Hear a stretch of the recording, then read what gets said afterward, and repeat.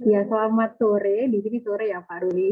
Saya Alvina Syahira Putri dan rekan saya Sarah Ahya yang kemarin udah presentasi ke Pak Ruli juga. Di sini kita mau lebih spesifik lagi maksudnya personal care itu gimana. Nah, jadi outline dari presentasi kami adalah yang pertama propose idea, kemudian literatur studi kami, kemudian quick online interview, quick qualification interview, dan juga quick online survey. Kemudian nanti statement problemnya itu sebenarnya gimana setelah kita melakukan survei. Kemudian extreme users yang gampang kita raih itu siapa di sekitar kita. Kemudian ada current flow of system, jadi flow-nya yang sudah ada, di sistem yang sudah ada itu sebenarnya seperti apa yang nanti bisa kita masukkan di TA kita. Kemudian scope-nya, tim job description.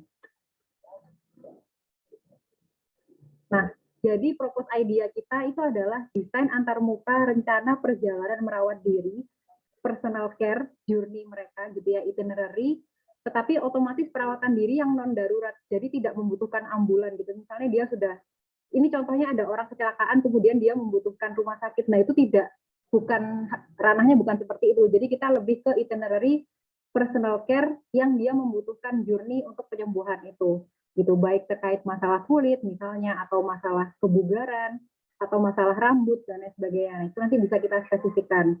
Nah, kalau Sarah lebih ke desain antarmuka sistem manajemen ulasan produk, gitu, jadi lebih ke review produknya bisa berupa treatment, services, atau goods.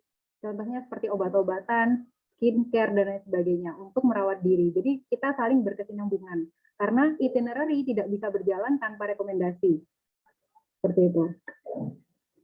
Nah, sebelumnya kita ke definisi dulu ya Pak ya. Jadi terkait personal care, itu adalah asistensi atau assistance in dressing dan juga grooming. Bisa merawat, bisa membersihkan, dan dia itu berfungsi untuk, jadi usernya itu adalah orang yang unable to care for themselves memang. Jadi membutuhkan guidance, membutuhkan orang lain, atau membutuhkan suatu guideline gimana sih caranya membuat personal care itu sesuai dengan kondisi masing-masing. Nah, kalau self care itu lebih ke kemampuan individual atau families atau communities untuk mempromosikan health gitu ya, memprevent disease supaya dia tidak punya penyakit tertentu atau memaintain health gitu. Atau juga bisa cope with illness. Jadi orang-orang yang sudah punya penyakit gimana caranya supaya dia healing atau sembuh. Seperti itu. Nah, dia disupport oleh healthcare provider. Healthcare provider ini banyak sekali, contohnya rumah sakit, apotek, ataupun komunitas-komunitas kesehatan lainnya. Jadi absurd gitu istilahnya definisinya. Kemudian yang terakhir terkait healthcare. Kalau healthcare itu adalah maintenance untuk mengimprove kesehatan via prevention atau mencegah, kemudian ada diagnosa, karena kan kita juga tidak bisa sembarangan mendiagnosa diri kita ketika kita sakit gitu ya. Kemudian treatment, dan juga how to cure gitu terhadap disease, illness, injury, atau physical bahkan mental impairment in people. Namun bisa dipahami bahwa personal care yang kita maksud tidak menyentuh mental health sama sekali. Jadi kita lebih ke physical. Karena kan beda pembahasan gitu ya Pak. Jadi kalau kita lebih ke physical personal care. Nah, untuk literaturnya bisa Sarah? Oke, terima kasih Vina atas kesempatannya. Jadi kami berdua sudah melakukan studi literatur dari paper yang sudah ada. Yang pertama, untuk studi literatur yang pertama berjudul Why Are You Telling Me This? An Examination into Negative Consumer Reviews on the Web. Jadi ini konteksnya ulasan suatu produk konsumen yang dikonsumsi oleh konsumen secara umum. Dan saya menemukan 3 insight utama. Yang pertama adalah ulasan negatif lebih berguna dalam mengevaluasi kualitas produk yang bersifat praktikal. Bersifat praktikal di sini menurut paper yang saya sebutkan di sini adalah produk-produk yang konsumen melakukan praktis atau mempraktekannya dengan menggunakannya secara dalam proses konsumsi mereka. Dan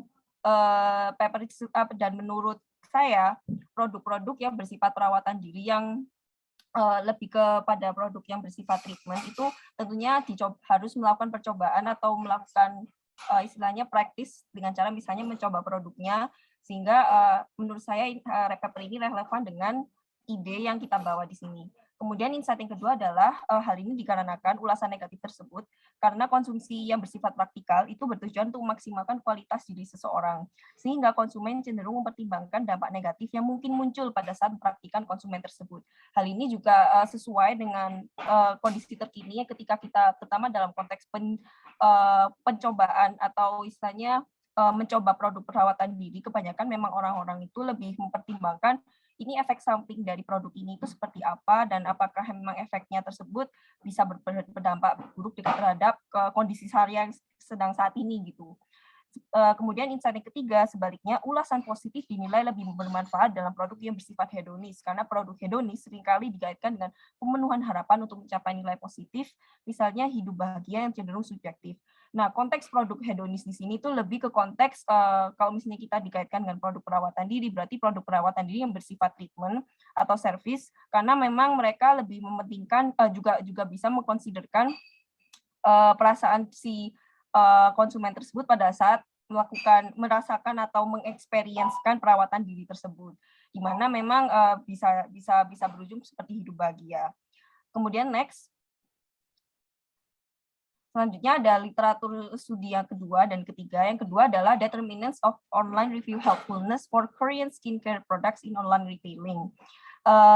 Studi literatur ini cukup bagus ketika saya baca, dan saya menemukan tidak hanya yang seperti yang saya tampilkan di sini, tapi juga beberapa insight yang menjelaskan faktor yang membantu atau mendorong suatu review atau suatu ulasan pada produk perawatan diri. Dengan di sini konteksnya adalah produk perawatan kulit itu dianggap membantu bagi konsumen dalam memutuskan pembelian mereka.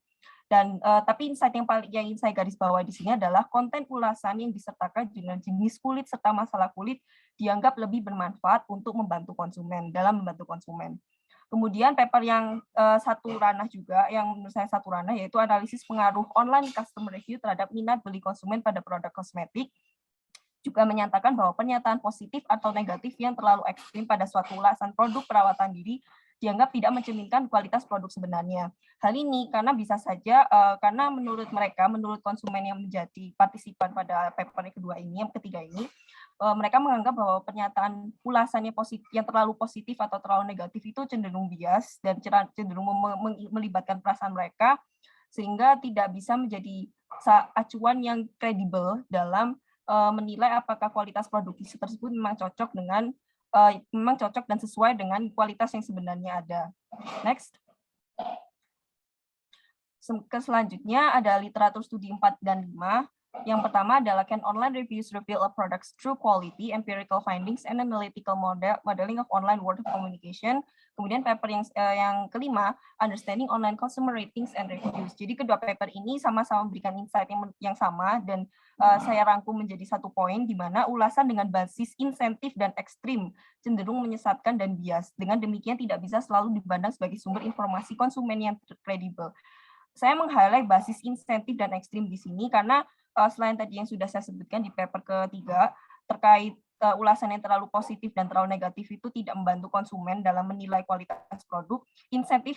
Ulasan dengan basis insentif seringkali kita temukan pada situs-situs e-commerce yang saat ini, contohnya seperti di Shopee, di mana ketika pada saat konsumen atau yang menggunakan suatu produk secara umum, mereka didorong atau di-encourage oleh Shopee sendiri untuk melakukan ulasan, di mana jika ulasannya memenuhi syarat seperti minimal kata, kemudian mengunggah foto atau video, mereka akan mendapatkan poin, di mana semakin mereka memenuhi syarat tersebut, poin yang diperoleh semakin tinggi, dan poin tersebut bisa ditukar dalam transaksi pembelian di situs tersebut ke depannya. Dan basis tersebut itu cenderung mendistorsi kualitas dari ulasan tersebut itu sendiri, karena kita menemukan banyak fakta pada saat di ulasan yang ada di Shopee, mereka cenderung tidak memperhatikan tata bahasa dan hanya sekedar, bahkan ada beberapa ulasan yang hanya mencantumkan random words supaya bisa memenuhi minimal kata yang ditentukan oleh situs e-commerce yang menyediakan insentif pada saat memberikan ulasan. Jadi seperti itu. Next. Ya, ini silakan untuk Vina. Untuk literatur yang ke-6, yaitu terkait personalized acne care pathway. Jadi kita lebih spesifik ke beauty care gitu ya Pak ya, terkait jerawat gitu ya. Cara gimana sih personalize orang yang punya jerawat, karena kan walaupun satu kata jerawat, tapi jerawat itu berbeda-beda gitu ya. Ada yang bandel, ada yang memang cuma jerawat, misalnya jerawat pada saat menjelang menstruasi dan lain sebagainya. Jadi kan memang personalized, jadi ada banyak sekali apa ya. Nah, kemudian paper ini adalah gimana caranya memberikan rekomendasi to guide longitudinal management tersebut. Nah, highlight kami adalah tujuan perawatan diri berjangka panjang. Jadi kalau bisa, ketika merekomendasikan sesuatu itu memang harusnya berjangka panjang atau long term, karena harapan dan risiko yang dikhawatirkan merupakan aspek terpenting yang harus diperhatikan dalam merencanakan perjalanan perawatan diri yang dipersonalisasi. Jadi kurang bagus atau bahkan tidak bagus bahwa ketika seseorang mengalami keluhan atau penyakit tertentu, itu dia ganti-ganti produk atau ganti-ganti treatment atau ganti-ganti dokter. Karena itu sering kita temui di keseharian gitu ya, teman kita atau keluarga kita itu ketika tidak cocok satu produk ganti ke yang lain. Nah, padahal sebenarnya yang bagus kalau menurut konsensus expert ini adalah yang long term gitu. Jadi dari satu memang sudah cocok sampai akhir. Seperti itu. Kemudian yang terakhir, literatur studi yang kami temukan adalah, sebenarnya bukan yang terakhir sih Pak, tapi yang kita tampilkan di PPT, a structural surface innovation approach untuk mendesain smart beauty system gitu ya, case study-nya smart beauty surface. Jadi cara smart beauty surface bekerja, yang pertama adalah memasuki toko dan menelusuri produk kosmetik gitu ya dari sisi user. Jadi mereka atau pelanggan itu akan konsultasi dengan pemilik toko atau salesnya misalnya gitu ya. Kemudian observasi foto kosmetik dan virtual try on, karena ini kan smart beauty surface yang berbentuk digital. Kemudian share di media sosial, dan juga dia menemukan produk rekomendasi yang sesuai, dan kemudian yang terakhir perhitungan harga.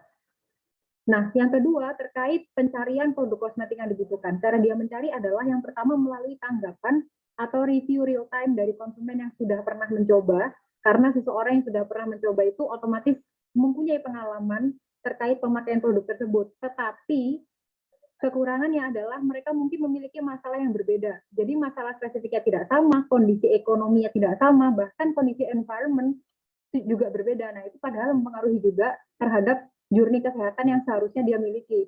Jadi juga kurang relevan sebenarnya. Kemudian yang kedua adalah demonstrasi dan uji produk dengan konsumen tersebut. Dan yang ketiga adalah panduan toko untuk menemukan rak produk yang dibutuhkan gitu ya. Ini maksudnya mencari produknya dan mempreferensikan sesuatu yang dipersonalisasi dan rekomendasi diskon ya kalau terkait bisnis. Kemudian yang ketiga adalah memilih produk kosmetik yang sesuai. Jadi kalau yang kedua tadi based on masalahnya dia yang dibutuhkan, kalau yang ketiga lebih ke yang lebih spesifik lagi, sesuainya itu gimana. Yang pertama, analisis kecocokan warna dan kandungan produk dengan kondisi kulit atau tubuh, kemudian ditindai, dan yang terakhir adalah diperhitungkan harga dan alur pembeliannya. Kemudian yang paling terakhir adalah ke step pembayaran ataupun e-commerce, mungkin tidak terlalu kita bahas, jadi bisa kita skip. Nah, selain studi literatur gitu ya, kita juga melakukan interview secara cepat kepada teman-teman kami yang punya masalah personal care, user ekstrimnya gitu ya, orang yang punya masalah kulit wajah contohnya. Poin kesimpulannya ada 4. Jadi yang pertama, orang yang memiliki masalah pada kesehatan gitu ya, kesehatan secara general, misalnya kolesterol ataupun asma misalnya, dan atau kecantikan, mereka itu memerlukan pendampingan atau rekomendasi treatment atau skincare rutin atau pola penyembuhan penyakitnya itu seperti apa. Jadi dia membutuhkan rekomendasi journey yang tepat untuk dia itu seperti apa. Sesuai dengan kondisi masing-masing gitu ya, berarti personalized. Nah, kemudian yang kedua, biasanya mereka itu pergi ke dokter gitu ya, punya dokter pribadi atau ke klinik kecantikan, atau simply hanya mengikuti anjuran beauty influencer atau health influencer secara online atau otomatis gitu ya, bisa dari YouTube, bisa dari Instagram dan lain-lain.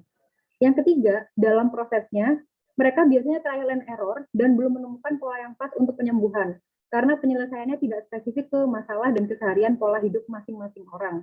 Dan yang terakhir, pejuang personal care itu membutuhkan rekomendasi yang sesuai dengannya based on harga, gitu ya. Jadi, karena banyak sekali sehat itu kan mahal gitu ya, jadi artinya yang benar-benar ampuh bisa menyelesaikan masalah jerawat, misalnya itu adalah skincare yang mahal, padahal belum tentu juga. Nah, kemudian terkait kondisi berbagai produk, karena belum tentu satu brand semua rangkaiannya itu bisa menyelesaikan masalahnya dia. Bisa jadi hanya beberapa partnya saja, dan dia butuh berbagai macam brand dalam satu journey tersebut. Nah, orang kan nggak ngerti gitu, jadi mereka butuh rekomendasi yang sesuai, good or survive. Nah, kita juga melakukan online review, Pak, secara cepat gitu ya. Mungkin ini kurang tepat metodenya, tapi untuk validasi sementara bisa dipresentasikan oleh Sarah. Oke, terima kasih Vina kesempatannya. Jadi seperti yang disebutkan oleh Vina, memang quick online survey yang kami lakukan ini tentunya kurang efektif dalam menilai kondisi existing sebenarnya. Cuma memang kita tetap perlu melakukan some verification, some short verification terkait existing condition yang berkaitan dengan personal care atau perawatan diri. Tentunya karena memang quick online survey ini dilakukan secara cepat tanpa mempertimbangkan kondisi survei yang dilakukan secara maksimal, ini tidak menjadi landasan. Tapi untuk sekarang ini kita bisa mendapatkan insight untuk bisa memulai dari mana terkait penelitian yang kita lakukan ini.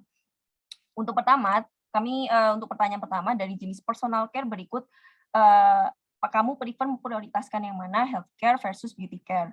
Nah, untuk hasil votingnya di sini adalah mereka lebih memprioritaskan healthcare, dan yang untuk sisanya mereka memilih suara yang beauty care.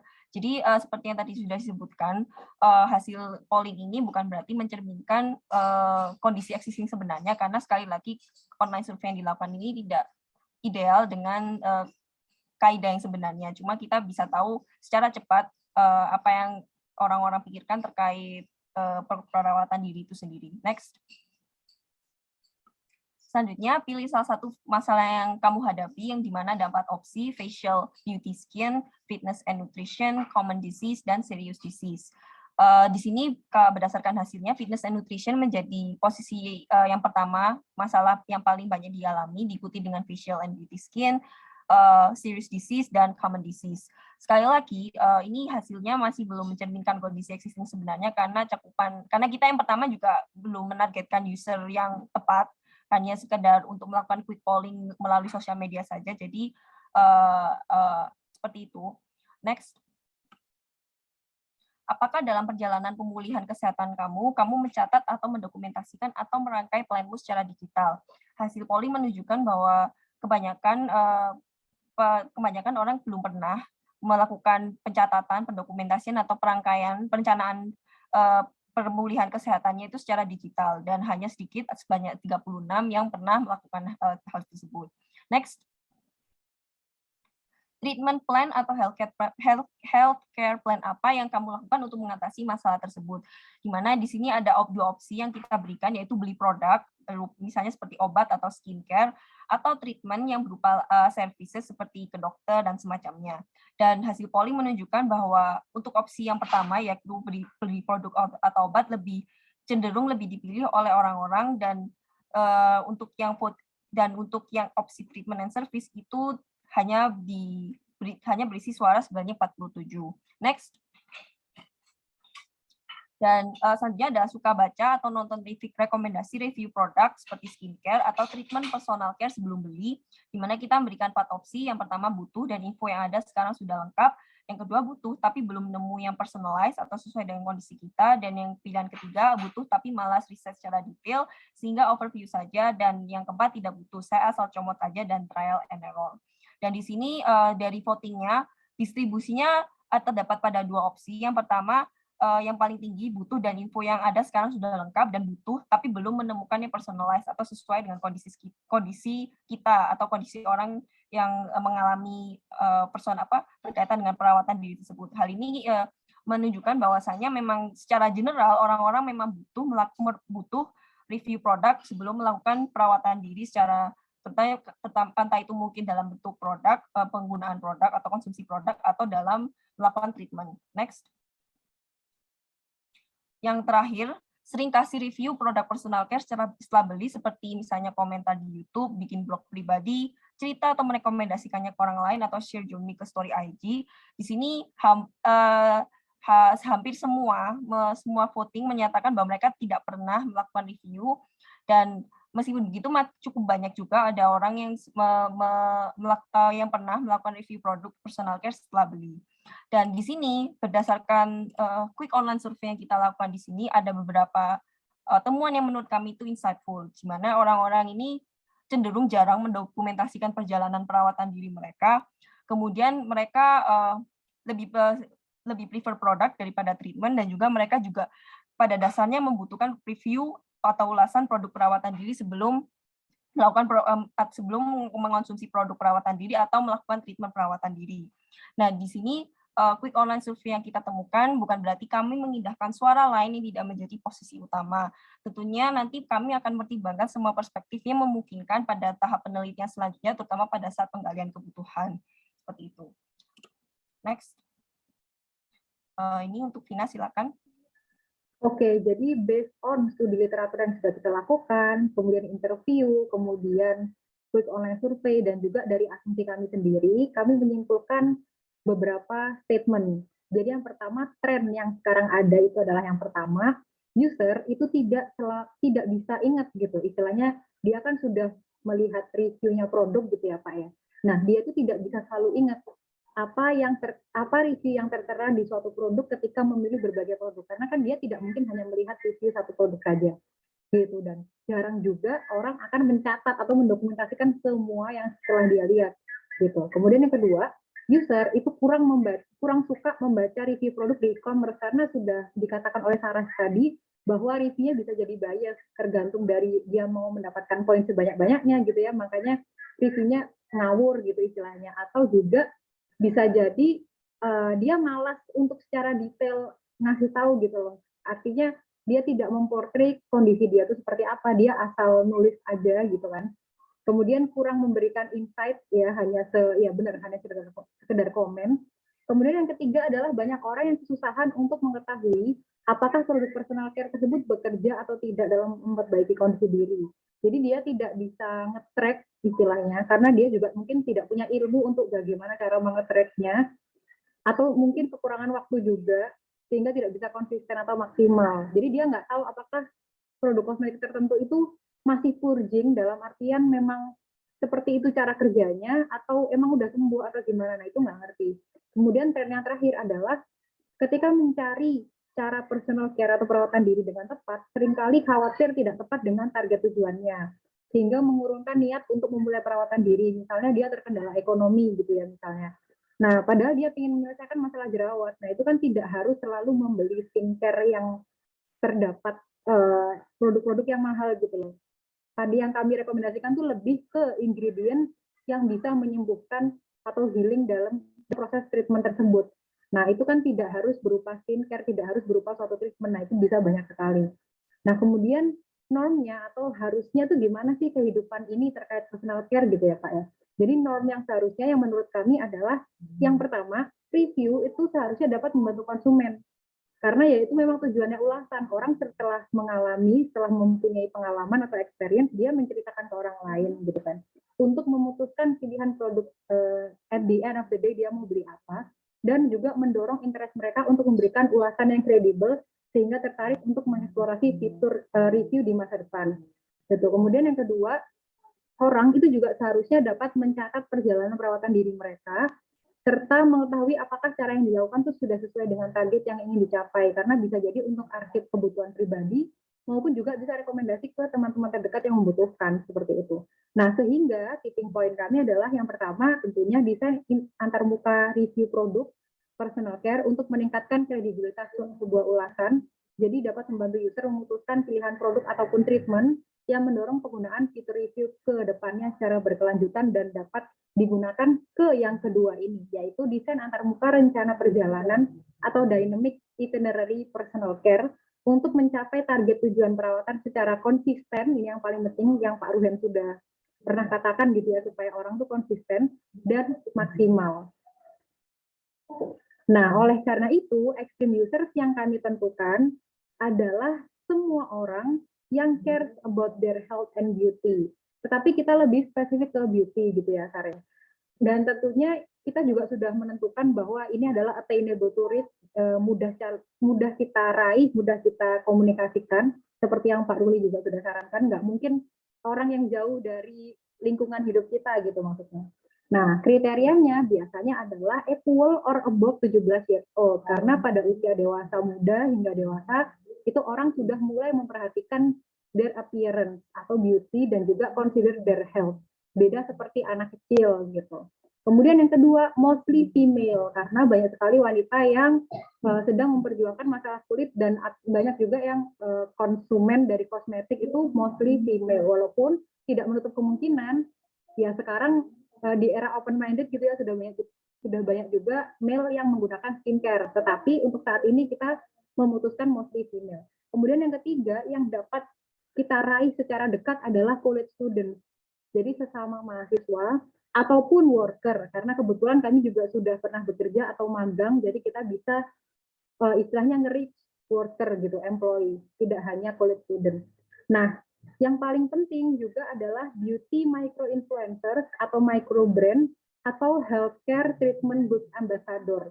Contohnya ambasador dari Paragon gitu, ambasador dari produk Emina misalkan, karena dia tentu sudah tahu statement atau perjalanan seperti apa yang baik untuk kondisi kulit tertentu, atau dia juga tahu produk apa yang baik untuk kondisi kulit tertentu, seperti itu. Kemudian yang kedua adalah user yang punya special care for personal care product reviews, especially in e-commerce.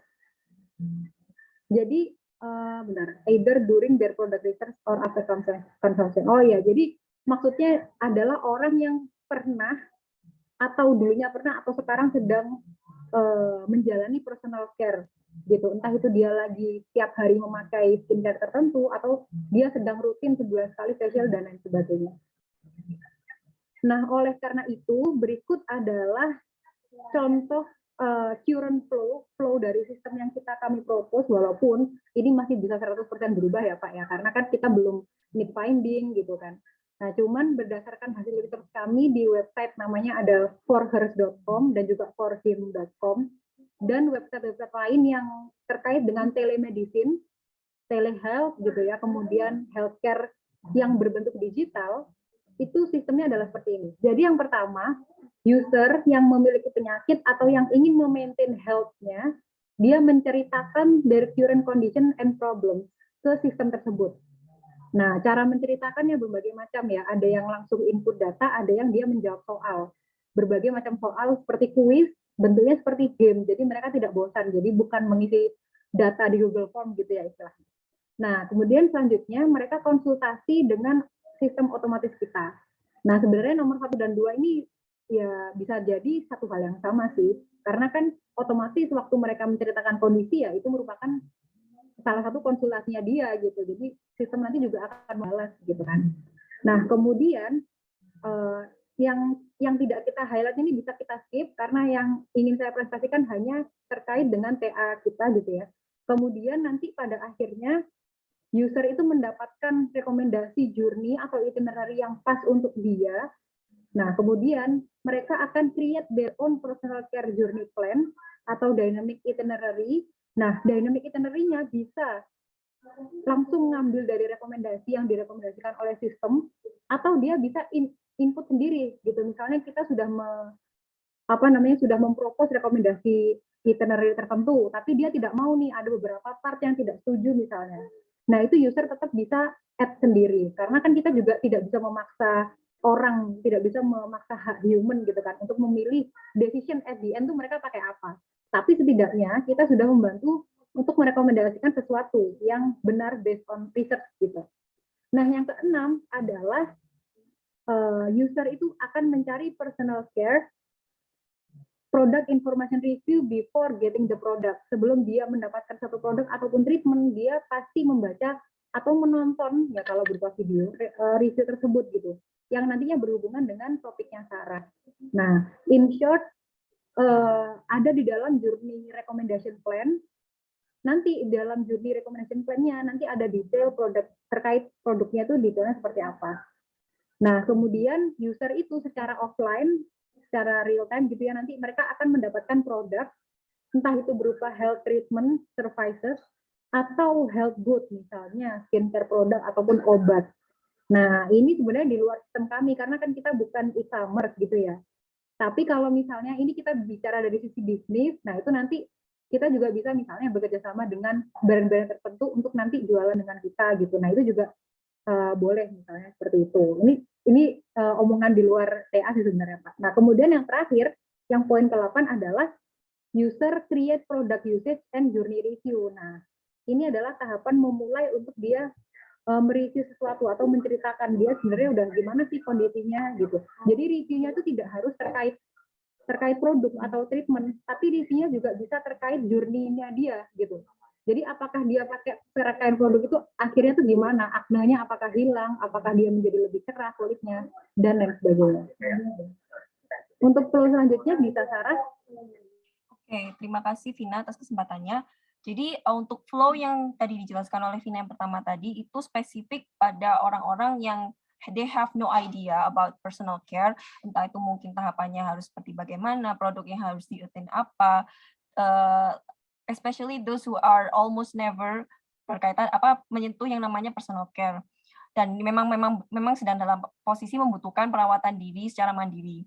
Untuk flow yang saya jelaskan ini mirip, similar, cuma ini dalam konteks user who already used to a certain product atau user yang mungkin sudah tahu sebenarnya tahapan perawatan diri yang biasa dia lakukan itu seperti apa. Jadi tahapan pertamanya adalah user seek personal care product information review terlebih dahulu before getting the product. Jadi maksudnya di sini adalah seperti kebiasaan orang-orang biasanya sebelum mendapatkan produk apapun itu, meskipun entah itu mungkin membeli secara online, kebanyakan membeli secara online di sini kasusnya, orang-orang kebanyakan melihat dulu ulasan dari produk tersebut, entah itu mungkin dari segi kualitasnya, apakah hasilnya maksimal, efektif, dan semacamnya. Setelah itu, user get health journey recommendation, dan user create their own personal care journey plan atau dynamic itinerary. Jadi, bisa saja journey plan tersebut juga mempertimbangkan produk yang memang dia sudah cocok gitu. Misalnya ada orang yang memang sudah cocok dari dulu menggunakan produk Wardah atau mungkin produk-produk dengan merek lainnya dan dia pengen memaksimalkan kualitas diri dia, entah itu mungkin dari segi kulit dia atau mungkin rambut dia dan semacamnya, dengan mempertimbangkan produk ini sebagai produk utama dia karena dia juga tidak mau menanggung risiko, semisal jika menggunakan produk yang dia tidak biasa, itu malah akan berujung pada ketidakcocokan yang bahkan nanti malah akan merumitkan masalah diri dia gitu, seperti itu. Kemudian user get product, seperti yang tadi sudah dijelaskan Vina, itu juga sudah di luar skop TA kami. Dan yang terakhir, user create product usage and journey review, di mana setelah dia menggunakan produk tersebut, mereka di-encourage untuk melakukan review terkait perjalanan konsumsi produk atau treatment dia, serta apakah hasil yang diperoleh memang sesuai dengan yang diklaimkan oleh produk tersebut, seperti itu. Oke, jadi untuk job description yang kita bagi untuk saya serta Vina berkaitan dengan ide proposed idea kita. Yang pertama untuk Alvina akan fokus pada personal care dynamic journey plan. Kemudian saya akan fokus pada personal care product review management system. Jadi kita iterate lagi dari proposed idea kami yang tadi sudah sebutkan. Kemudian Alvina akan lebih ke smartphone based karena lebih mobile dan juga lebih efektif dalam mencatat perawatan diri mereka secara kapanpun dan dimanapun. Sementara saya cenderung untuk lebih ke website based karena memang website lebih mampu untuk menampung banyak informasi dalam satu tampilan. Kemudian untuk sistem flow yang tiap kami sudah jelaskan, untuk pembagiannya untuk Alvina adalah user tell their current condition, user consult with automatic system, dan user create their own dynamic journey plan. Kemudian untuk sistem flow yang untuk saya, Sarah, user seek personal care product information review dulu dengan cara membaca ulasan, dan user create product usage and journey review, yaitu membuat ulasan. Next. Sekian presentasi terkait proposed idea kami tentang personal care. Jadi sebelum menutup presentasi ini, saya mau reiterate sekali lagi atau mungkin seperti conclusion, di mana yang pertama, harapan yang ingin kita capai dengan adanya penelitian ini adalah yang pertama, konsumen atau konteks di sini adalah bisa pengguna itu mau memberikan ulasan yang berkualitas dan kredibel tanpa membuang banyak effort. Sehingga dengan ulasan yang kredibel tersebut, dia dapat membantu konsumen lain dalam memahami kualitas produknya sebenarnya dan juga tentunya akan berujung pada penggunaan fitur ulasan yang lebih responsibel dan berkelanjutan ke depannya. Kedua, kita juga berharapannya dapat membantu konsumen dalam mencapai kesehatan dan kualitas diri yang maksimal dengan melakukan perawatan diri secara mandiri. Seperti itu. Kemudian untuk scope yang kita mau bawa di sini mungkin cenderung ke beauty care, karena yang pertama beauty care, orang-orang yang peduli terhadap beauty care lebih mudah kita attain, dan bisa berbentuk treatment ataupun products seperti itu. Mungkin untuk Vina ada tambahan? Cukup sih, butuh feedback aja dari Pak Ruli. Oke. Sekian, sekali lagi terima kasih atas perhatiannya. Kurang lebihnya mohon maaf. Wassalamualaikum warahmatullahi wabarakatuh.